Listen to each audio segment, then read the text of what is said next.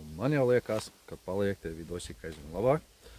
Tāda vairāk smaida, foršāka attieksme, roku kustībās. Šitā. Tā mēs varam laist virsū. Tā var izdoties. Tā ir jādzīvo. Tā ir krūtā. Un tad redzēsim, kad dzīve iet uz augšu. Un viss notiek. Un ir foršs skats. Riņķī mums ir. Tā kā mežā. Ir mežā. Un tā tad dzīves kvalitāte uzlabojās. Un atverās acis uz apkārtējo pasauli.